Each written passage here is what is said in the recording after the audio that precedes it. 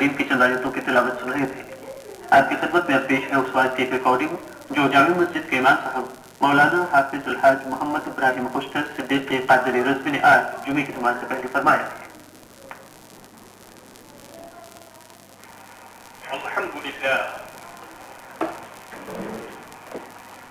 الحمد لله حمدا كثيرا طيبا مباركا فيه. آمنت بالله ورسوله هو الأول هو الآخر هو الظاهر هو الباطن وهو بكل شيء عليم. وأعوذ بالله من الشيطان الرجيم. بسم الله الرحمن الرحيم. كونوا مع الصادقين. صدق الله مولانا العظيم وصدق رسوله النبي الكريم ونحن على ذلك لمن الشاهدين والشاكرين والحمد لله رب العالمين.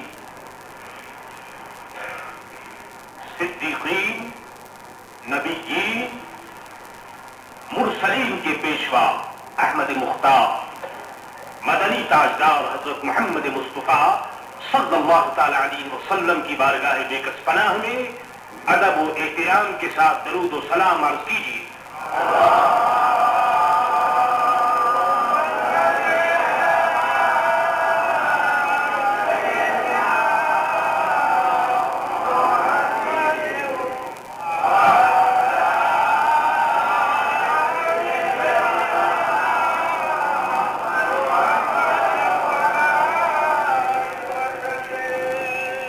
سچے مذہب اور سچے دین کی ایک پہچان یہ بھی ہے کہ وہ ہر زمانے میں اپنے اصول، اپنے ایم اور آبجیکٹس کے اعتبار سے، اغراض و مقاصد کے اعتبار سے مضبوط ہو، اس کے اغراض و مقاصد میں کسی قسم کی کوئی کمزوری نہ ہو، وہ سوسائٹی کے دباؤ سے دبتا نہ ہو، آؤ غلط قسم کے لوگوں کی میجورٹی سے اس پر کوئی اثر نہ پڑتا ہو۔ اسلام اس معاملے میں شروع سے اور آج تک نہایت مضبوط رہا ہے اور اس کی پالیسی نہایت مضبوط اور اسٹرانگ پالیسی رہی۔ وہ ہمیشہ سے یہ دعویٰ کرتا چلا آیا ہے اور آج بھی اس کا یہی دعویٰ ہے۔ جس دن اس نے دنیا کے سامنے اپنا فارمولہ، اپنا عقیدہ اور اپنا غرض اور مقصد جب اس نے پیش کیا تو اس دن بھی اس کا یہی اعلان تھا کہ وہ ایک سچا مذہب ہے، سچوں کو وہ بلاتا ہے، سچوں کی وہ مدد کرتا ہے اور سچائی کی مداحت دیتا ہے۔ آج بھی اسلام کا یہی فارمولہ ہے، یہی اعلان ہے اور اسی اعلان کے مطابق وہ دنیا کی تمام قوموں کو دعوت دے رہا ہے کہ آ جاؤ سچائی کی طرف۔ کیوں کہ دنیا کی تمام خرابیاں، بے چینیاں اور پریشانیاں اس وقت تک نہیں ختم ہو سکتی جب تک کہ سچائی کا کنٹرول نہ ہو۔ جب سچائی کا کنٹرول دنیا پر ہوگا تو اس وقت واقعی دنیا سے برائی کا خاتمہ ہو سکتا ہے۔ اسلام نے اسی لیے لوگوں کو سچائی کی طرف دعوت دی۔ یہ ٹھیک ہے کہ غلط قسم کے لوگوں کی میجورٹی ہے، یہ ٹھیک ہے کہ آج کی سوسائٹی اس بات کو قبول کرنے کے لیے پیش کر رہی ہے، لیکن یاد رکھیے کہ سوسائٹی کچھ کیوں نہ ہو جائے، لوگوں کے مزاج کتنے ہی کیوں نہ بدل جائیں، لیکن حق حق ہے اور سچ سچ ہے۔ قرآن کریم نے اعلان کیا اور فرمایا کہ کونوا مع الصادقین، اے لوگوں سچوں کے ساتھ ہو جاؤ۔ اس میں تمہارا اپنا ہی فائدہ، تمہارے دین کا فائدہ، دنیا کا فائدہ، تمہاری سوسائٹی کا فائدہ. جب تم اپنا کنبہ، اپنا گھر، اپنی سوسائٹی اور اپنے خاندان کی بنیاد کو جب تم رکھنا چاہو تو اس کو سچائی پر بنیاد رکھو. اس سے نتیجہ یہ ہوگا کہ تمہارا گھر، تمہاری سوسائٹی اور تمہارا کنبہ ہر قسم کی برائیوں سے محفوظ ہو جائے گا. سرکار دو عالم خطاب نبی و امی حضرت محمد مصطفیٰ صلی اللہ علیہ وسلم کا فرمان کس قدر بصیرت افروز ہے اور اس حقیقت کی طرف بار بار دعوت دے رہا ہے. سرکار دو عالم صلی اللہ علیہ وسلم نے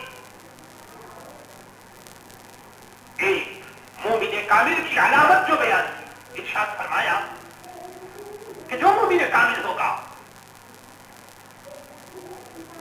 اس کے اندر وہ باتیں کبھی نہیں ہو سکتی، یعنی وہ کبھی جھوٹا نہیں ہو سکتا. مومن ہو اور جھوٹا ہو یہ ہو نہیں سکتا. اس طرح جہاں لائٹ ہوگی وہاں اجالا ہوگا، جہاں ایمان ہوگا وہاں سچائی ہوگی. اگر سچائی نہیں ہے اس کا مطلب یہ کہ ہمارا ایمان انکمل ہے. ایمان ہمارا مکمل نہیں. کیوں کہ جہاں ایمان ہوگا وہاں سچائی. سرکار دو عالم صلی اللہ علیہ وسلم نے فرمایا کہ مومن کامل جو ہوگا وہ کبھی جھوٹ نہیں بول سکتا. اور ارشاد فرمایا کہ وہ جھگڑا نہیں کرے گا، لڑائی نہیں کرے گا، اگرچہ اس کا حق نکلتا ہوگا، اگرچہ وہ اپنی بات میں سچا ہوگا، لیکن پھر بھی وہ جھگڑے گا نہیں. وہ جھگڑے اور لڑائی کو پسند نہیں کرے گا. یہ ہے مومن کامل کی علامت اور یہ ہے ایک اچھے اور سچے مسلمان کی سچی پہچان. دوسری روایت میں سرکار دو عالم صلی اللہ علیہ وسلم نے ارشاد فرمایا کہ ایک مسلمان میں تمام باتیں ہو سکتی. ہر آدمی مختلف نیچر رکھتا ہے، ہر آدمی کا نیچر الگ الگ ہے. ہو سکتا ہے کہ مسلمانوں کی نیچر مختلف ہو، نیچر میں، عادت میں، فطرت میں اس کے اختلاف ہو، یہ تو ہو سکتا ہے. لیکن یہ نہیں ہو سکتا کہ کوئی مسلمان جھوٹا ہو. یہ نہیں ہو سکتا کہ کوئی مسلمان خیانت کرے. خیانت کرنا، آپ کو کسی آدمی نے کچھ پیسہ دیا، روپیہ دیا کہ اس روپے کو اس کام کے لیے میں آپ کو دیتا ہوں، تو یہ ہو نہیں سکتا کہ وہ اس روپے کو دوسرے کام میں وہ خرچ کرے. ایک آدمی نے روپیہ دیا رکھنے کے لیے، آپ اس کو رکھیے. اس آدمی نے آپ کو سمجھا کہ آپ امین ہیں، آپ تصدیق ہیں، اس نے آپ پر بھروسہ کیا، اس نے آپ کو ٹرسٹ سمجھا. اب آپ کو یہ حق نہیں پہنچتا کہ آپ اس کے روپے میں خیانت کریں. سرکار دو عالم خطاب ابی و امی حضرت محمد مصطفیٰ صلی اللہ علیہ وسلم نے ارشاد فرمایا کہ مسلمانوں میں جو یہ دو عادتیں ہیں یہ نہیں ہو سکتی. مسلمان خائن نہیں ہو سکتا، مسلمان جھوٹا نہیں ہو سکتا. اندازہ کیجیے کہ اسلام کتنی اونچی قدریں رکھتا ہے، اس کی خوبیوں کا محل کتنا اونچا ہے، اور ہم لوگ لا الہ الا اللہ محمد رسول اللہ کے پڑھنے والے کس منزل میں ہیں اور کس مقام میں ہیں ہمیں سمجھنا چاہیے. سرکار دو عالم خطاب ابی و امی صلی اللہ علیہ وسلم کا یہ ارشاد بھی عجیب و غریب ہے. حضور صلی اللہ علیہ وسلم فرماتے ہیں کہ ایک آدمی نے جھوٹ کو چھوڑ دیا. جھوٹ کو اس نے ترک کر دیا، چھوڑ دیا. حالانکہ یہ کوئی بڑی بات نہیں ہے، جھوٹ کو چھوڑنا ہی چاہیے. جھوٹ تو ایسی چیز ہے کہ جس کو چھوڑ دینا چاہیے. بہرحال ایک آدمی اگر جھوٹ کو چھوڑ دیتا ہے، ترک کر دیتا ہے، حضور صلی اللہ علیہ وسلم فرماتے ہیں کہ اس کا مقام جنت کے کنارے بنایا جائے گا. جنت کی سائڈ میں، جنت کے کنارے اس آدمی کے لیے مکان بنایا جائے گا کہ جس نے جھوٹ کو چھوڑ دیا. یعنی جھوٹ کو چھوڑ دینے والا اللہ کے نزدیک اتنا برگزیدہ ہوتا ہے کہ اس کا مکان جنت کی سائڈ میں اور جنت کے کنارے بنایا جائے گا. اور حضور صلی اللہ علیہ وسلم نے فرمایا کہ ایک آدمی وہ ہے کہ جو جھگڑا کرتا ہے، کسی آدمی سے لڑائی کرتا ہے، اور وہ اپنے پوائنٹ میں لڑائی کرنے میں سچا ہے، یعنی وہ صحیح لڑائی کر رہا ہے، وہ جھگڑا کرنے میں سچا ہے، اس کا رائٹ ہے کہ وہ لڑے، اس کا رائٹ ہے، حق ہے کہ جھگڑا کرے، لیکن اس کے باوجود وہ جھگڑے سے بچ جاتا ہے، وہ جھگڑے کو پسند نہیں کرتا. میرے اندازہ کیجیے اس آسمان کے نیچے، زمین کے اوپر ایسے لوگ تو آپ کو بہت ملیں گے جو لڑ کر کے اور جھگڑ کر کے جھوٹ کو سچ بنا دیتے ہیں. ایسے لوگ تو بہت ملیں گے جو اپنے پیسے اور روپے اور منی پاور سے جھوٹ کو سچ بنا دیتے ہیں. لیکن ایسا آدمی کہ جو حق پر ہو، سچا ہو، لیکن پھر بھی وہ جھگڑے اور لڑائی سے پرہیز کرتا ہے. کیوں؟ اس لیے کہ جھگڑے اور لڑائی سے فتنہ ہوتا ہے، ہنگامہ ہوتا ہے، پریشانی ہوتی ہے.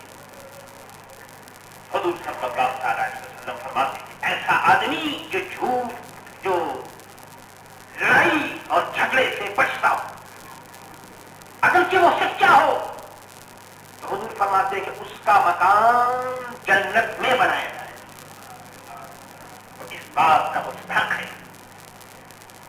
کہ اس کو جنت میں اسٹیج دیا جائے، اس کا مقام جنت میں ہوگا. کیوں؟ کہ وہ لڑائی اور جھگڑے سے وہ بچتا ہے. یہ ٹھیک نہیں. تیسری بات سرکار دو عالم فدا و ابی و امی صلی اللہ تعالیٰ علیہ وسلم نے ان لوگوں کے لیے ارشاد فرمائی جن کی عادات اچھی، جن کا اخلاق اچھا ہے، اچھی عادت ہے، اچھا اخلاق ہے. سرکار دو عالم صلی اللہ تعالیٰ علیہ وسلم نے فرمائی یہ وہ لوگ ہیں کہ جن کا مکان جنت کے اونچے اسٹیج میں ہوگا. یہ لوگ بڑے اونچے اسٹیج میں تشریف رکھتے ہوں گے جنت میں، کیونکہ ان کی عادتیں اچھی ہیں، ان کا اخلاق اچھا ہے. آپ اندازہ کر رہے ہیں کہ اسلام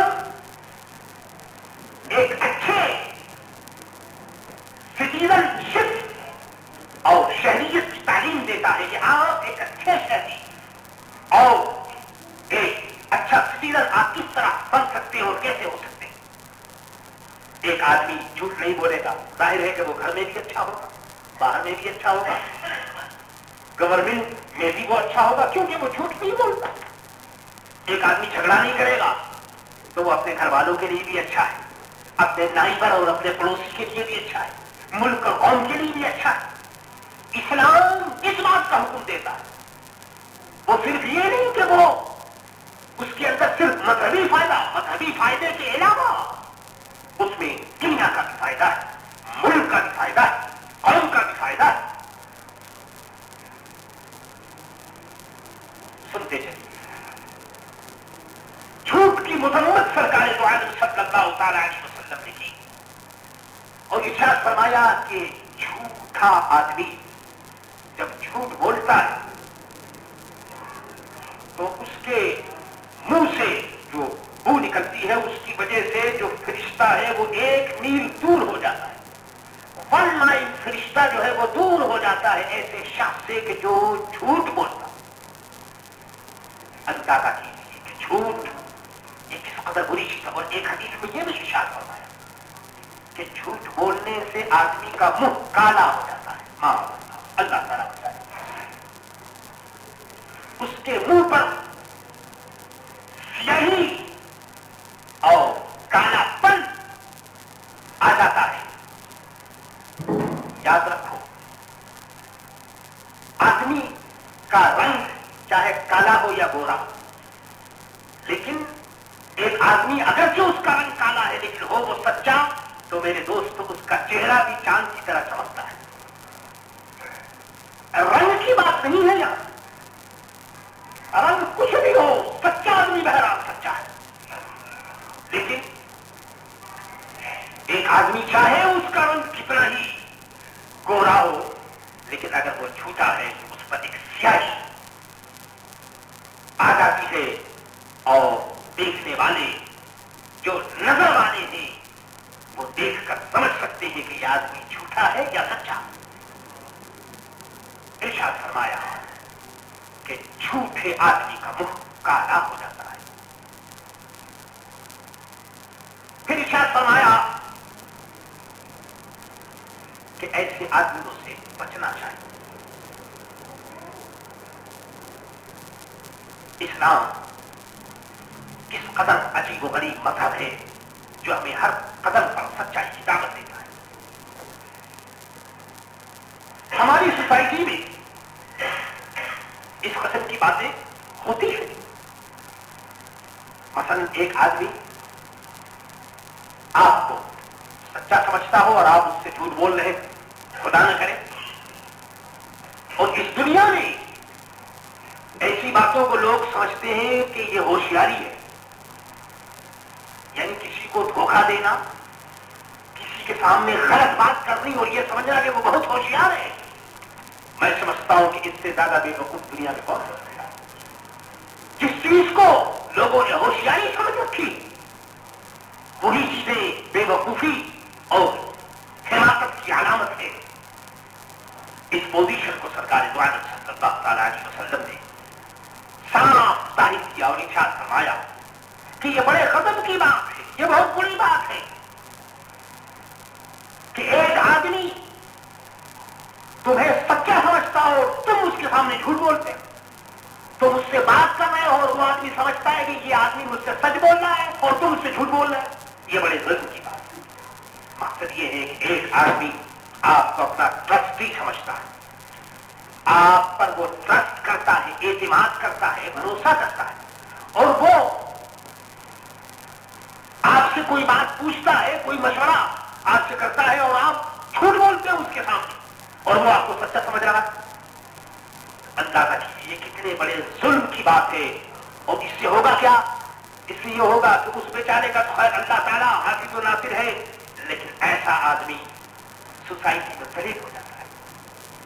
ایسے آدمی کا کوئی مقام نہیں ہوتا اور وہ اپنی غلط باتوں کی وجہ سے قطعی طور پر بدنام اور تباہ اور برباد ہو جاتا ہے. سرکار دو عالم فدا ابی و امی صلی اللہ تعالی علیہ وسلم نے ہمیں اس بات کی ہدایت کی. ہماری سوسائٹی میں ایسی باتیں بہت ہوتی ہیں کہ بعض لوگ ہنسی اور مذاق میں جھوٹ بات بول دیتے ہیں، جھوٹی بات کرتے ہیں اور کہتے ہیں کہ ہم نے تو مذاق کیا تھا، ہم تو تم سے ہنسی ہنسی میں ایسی بات کر رہے تھے. اسلام نے فرمایا کہ نہیں، وہ ہنسی اور مذاق کا موقع اور ہے اور جھوٹ اور سچ والی اسٹیج اور ہے. ہنسی اور مذاق اس کی الگ جگہ ہے، لیکن جھوٹ تم ہنسی اور مذاق میں بھی نہیں بول سکتے. ارشاد فرمایا کہ ہنسی اور مذاق کرنے کے لیے اور بھی بہت سی چیزیں، مگر جھوٹ بولنا مذاق میں اور یہ کہتے نا کہ جی ہم نے تو مذاق کیا تھا، ارشاد فرمایا کہ یہ بھی ایک مومن کی شان کے خلاف ہے. ہنسی اور مذاق میں بھی جھوٹ نہیں بولا جا سکتا اور اسلام اس بات کی اجازت نہیں دے گا کہ کوئی آدمی ہنسی اور مذاق میں بھی جھوٹ بولے. سرکار دو عالم صلی اللہ تعالی علیہ وسلم نے جس سوسائٹی کی بنیاد ہمارے سامنے رکھی، اس سوسائٹی کا حال کیا ہے؟ عورتوں کو ذرا غور کرنا چاہیے. حضور صلی اللہ تعالی علیہ وسلم کے ایک صحابی ارشاد فرماتے ہیں کہ میری ماں کے گھر حضور صلی اللہ تعالی علیہ وسلم تشریف رکھتے ہیں. میری ماں نے مجھے بلایا اور کہا آؤ میں تمہیں دوں گی. صحابی عرض کرتے ہیں کہ میری ماں نے بلایا اور کہا میں تمہیں دوں گی حضور کے سامنے. سرکار دو عالم صلی اللہ علیہ وسلم نے فرمایا کہ اے صحابیہ تم نے کہا میں دوں گی, کیا چیز تم دو گی, کیا چیز تم دینا چاہتی؟ صحابیہ نے عرض کیا کہ یا رسول اللہ میں نے اپنے بیٹے کو اس لیے بلایا کہ میں اس کو کھجور دوں گی. فرمایا کہ اب بالکل ٹھیک ہے, اس لیے کہ اگر تم اس کو کھجور نہ دیتی اور خالی تم یہ کہتی کہ آؤ تمہیں میں دوں گی اور کچھ نہ دیتی تو یہ جھوٹ ہو جاتا اور یہ جھوٹ تمہارے نام اعمال میں لکھا جاتا. ہم لوگ بچوں سے کہتے ہیں آؤ بیٹے یہ چیز ہم تم کو دیں گے, حالانکہ ہم نہیں دیتے. لڑکوں کو بلاتے بیٹے ادھر آ جاؤ میں تم کو یہ چیز دیتا ہوں, حالانکہ ہم نہیں دیتے. یہ جھوٹ ہے. اس سے بچوں کا کیریکٹر خراب ہو سکتا ہے. ایک مرتبہ اگر آپ بچوں کو آپ نے غلط بات کہہ دی, دوسری مرتبہ وہ بچہ سمجھے گا کہ میرا باپ جھوٹ بولتا ہے. اس لیے آپ بچوں کو ایسی بات نہ سکھائیں کہ خواہ ان کے دماغ میں یہ بات آ جائے کہ ماں جھوٹ بولتی ہے یا باپ جھوٹ بولتا ہے. اگر کوئی چیز آپ کو دینی ہو تو آپ اس کو دے دیجیے, اور نہیں تو کہہ دیجیے کہ بیٹے میں پھر دے دوں گا یا بعد میں دوں گا, یہ الگ بات ہے. لیکن ایسا وعدہ کرنا بچوں سے کہ جو آپ پورا نہ کریں, ایسی بات کہنی کہ جو ہم پورا نہ کریں, تو اس سے یہ رزلٹ نکلے گا کہ بچے سمجھیں گے کہ ماں میری ماں جھوٹ بولتی ہے اور میرا باپ بھی جھوٹ بولتا ہے. اور چند دنوں کے بعد آپ کی عزت اور عظمت بچوں کی نظر میں نہیں رہے گی. مثلا ہماری سوسائٹی میں بچے پیسے مانگتے, یہاں یہ کاف کا سسٹم بہت چلتا ہے. جس بچے کو دیکھو وہ کاف لینے کے لیے کھڑا ہوا ہے ماں باپ کے سامنے. سب سے پہلے بچوں کو پیسہ دینا یہی غلط ہے, یہ صحیح نہیں.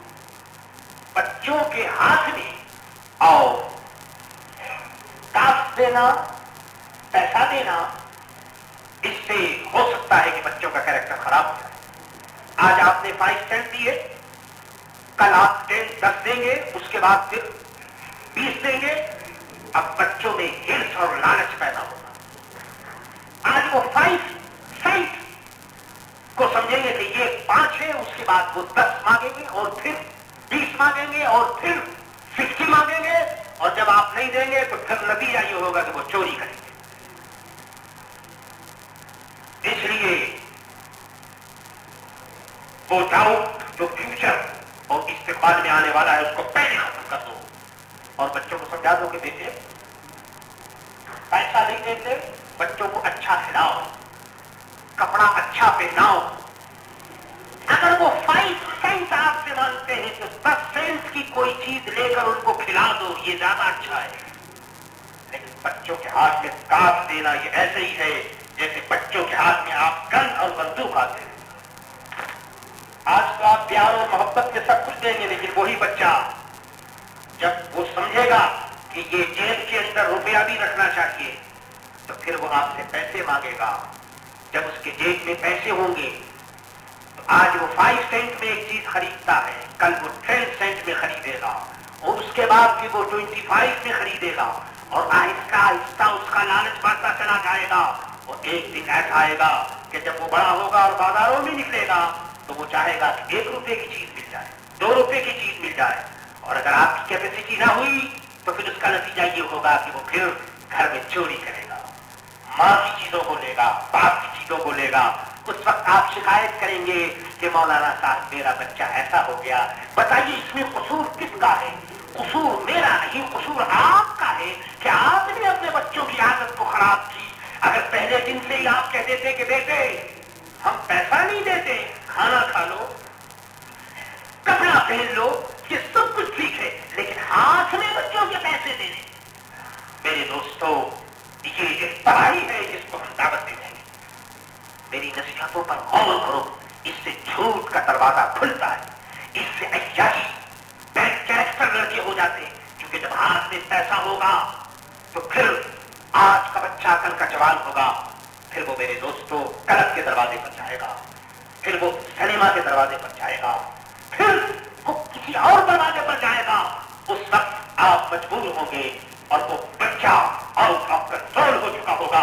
اس لیے ضرورت اس بات کی کہ آج جو بچہ آپ کے کنٹرول میں ہے ابھی سے آپ اس کی اچھی عادت जोड़ने की उसमें कोशिश करें और पैसों से उसको बचाइए और उसके कैरेक्टर को और अखलाक को ऊंचा कीजिए। और ये सब कुछ उस वक्त हो सकता है कि आप सच्चाई से और सच से काम लें। अल्लाह तबारक व तआला हमें सच